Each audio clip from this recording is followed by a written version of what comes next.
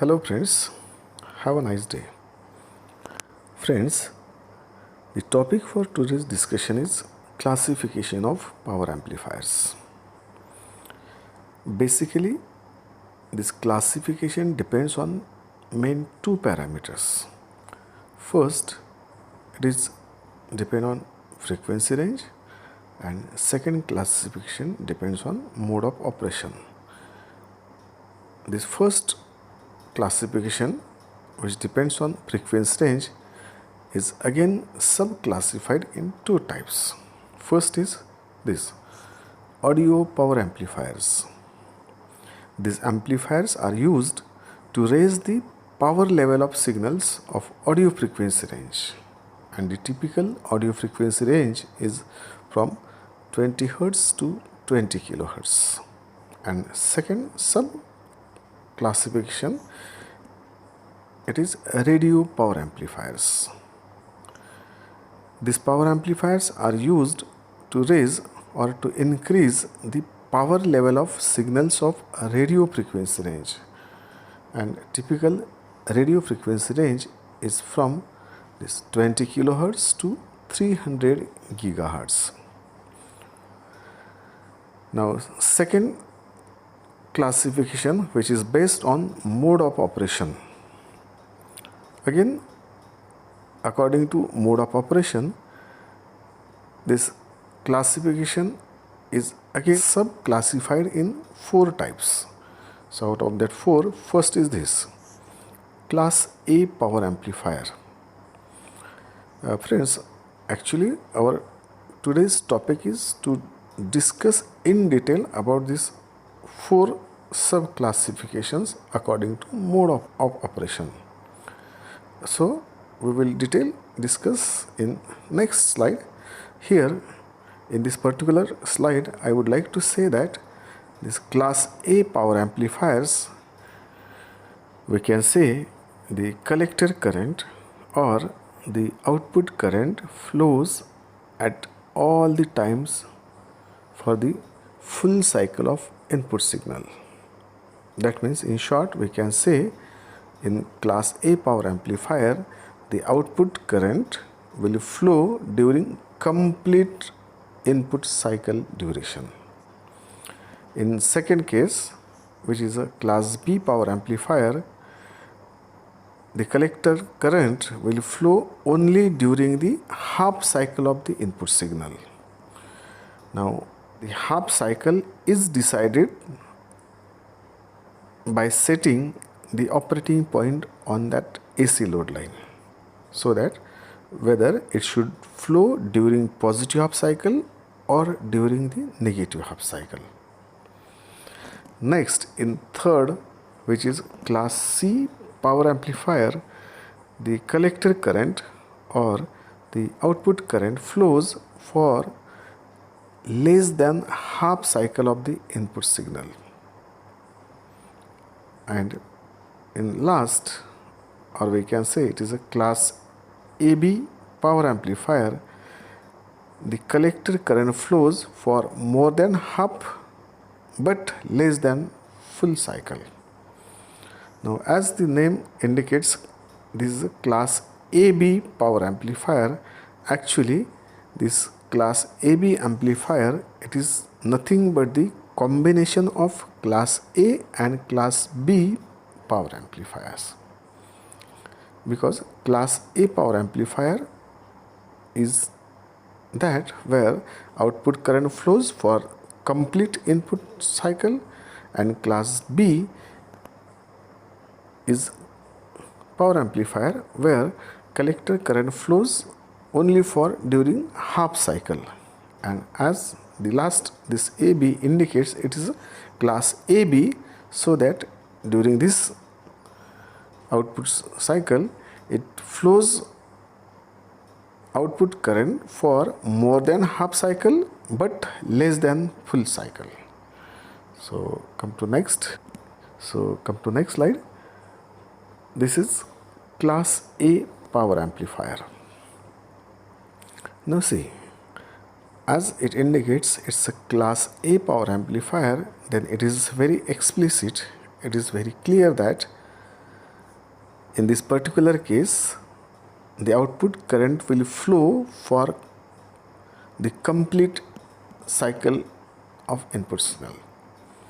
So to achieve the faithful amplification, the biasing of transistor has to be done in such that the amplifier operates over the linear region of this AC load line. Class A power amplifier is one in which the output current flows for the entire cycle of AC input signal. That means its conduction angle is 360 degree. As we are saying, the output current will flow for entire cycle. So entire cycle, it consists of one positive and one negative cycle, and that entire conduction period, it comes to be total 360 degree.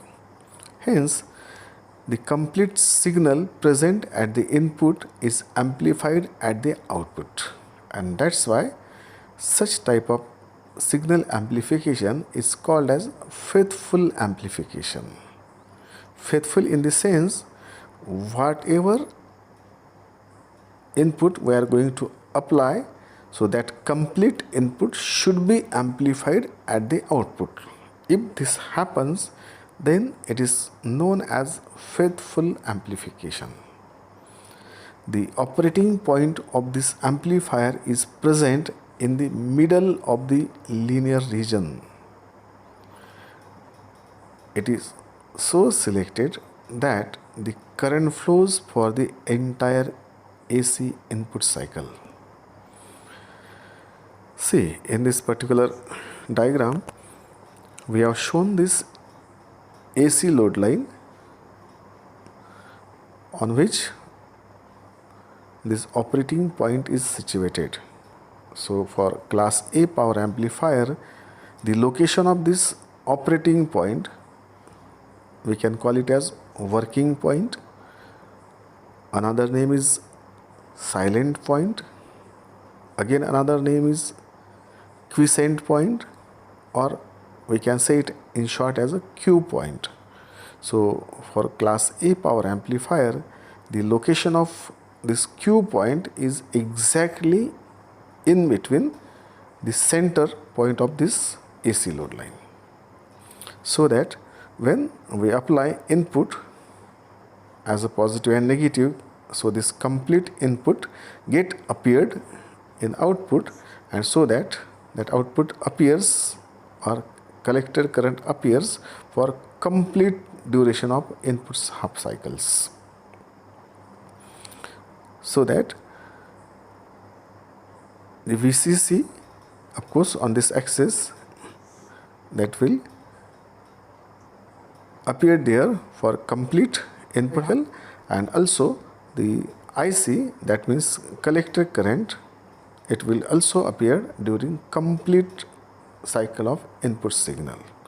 So if this happens, then it is known as a class A power amplifier. Next is class B power amplifier, where in this particular power amplifier, the collector current or the output current flows only during the half cycle of the input signal. Already we have mentioned this condition that class B power amplifier, the collector current or the output current flows only for half cycle of the input signal. The operating point is present at the extreme end of the AC load line. It is so selected that the current flows for only half of the input cycle. See, this is AC load line, we have indicated by this arrow. So on this AC load line, we have selected the position of operating point exactly on this VCC axis, so that when we apply input from this side, only the half input get applied, and that's why at output we can get output only during the half of the input, and due to this half output we are saying that it is a class B power amplifier. Now instead of selecting this Q point at this point on VCC, even we can select it at exactly on this collector axis, so that now instead of this cycle like this, we can apply the next half cycle, so that output will appear exactly opposite the present. So it will appear like this. So this is about class B amplifier. Now when the input signals applied, the circuit is forward bias for the positive half cycle, and hence the collector current flows. But during the negative half cycle of the input, the circuit is reverse bias and the collector current will be absent. Class B power amplifier is one in which the output current flows for the half cycle. That means its conduction angle is 180 degree. Already we discussed that in class A power amplifier the conduction angle is 360, and in class B power amplifier the same conduction angle is of 180 degree, because particularly in this case the output appears only for half cycle of input signal, and that's why it is classified as class B. Next, it is class C power amplifier, where the collector current flows for less than half cycle of the input signal. The selection of operating point is beyond the extreme points of the AC load line. The conduction angle for class C is less than half cycle. That means if we take the exact value, then the conduction angle is less than 180 degree, because it is less than half cycle.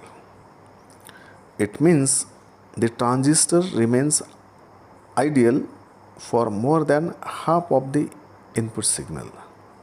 So the output current will be delivered for less time compared to the application of input signal. Try to observe the following figure. It shows the operating point and output of class C amplifier. In this figure, see, this is AC load line, and we have selected the operating point or Q point beyond this AC load line. So exactly, see, this is the position of Q point which is beyond this AC load line, and so that we can say only some part of half signal will appear across the output, and that's why this type of amplifier, it is called as class C power amplifier. Come to next, it is class AB power amplifier. As the name implies, class AB is a combination of class A and class B power amplifiers. As class A has the problem of low efficiency and class B has distortion problem, this AB is emerged to eliminate these two problems by utilizing the advantages of both of these classes. The conduction angle of class AB amplifier is somewhere in between 180 degree to 360 degree. The operating point is selected in between middle point and extreme end of AC load line. It is clear that the output is not faithful amplification of the input signal, and it is very clear that the location of this Q point, it is, as mentioned, it is in between middle point and extreme end of this load line. So this Q point location is at somewhat towards the extreme end of this AC load line. If we observe this following figure, then we can see that this particular part of input signal, it is not getting appeared at output signal. That means out of this complete input cycle, some part of input signal is not appearing at output, and that's why we are getting this output like this, where the output signal is absent. And that's why we can say that the conduction angle is in between 180 degree and 360, or in briefly we can say the overall conduction angle of output signal is greater than 180 degree and less than 360 degree, and that's why we can say it is in between 180 to 360 degree. So this is class AB power amplifier. Already we have discussed that class A, it gives us complete cycle at output, and class B gives us exactly half output, and as this is class AB, then its conduction angle is in between class A and class B. So with this, let us stop here, and we will continue in next lecture. Thank you.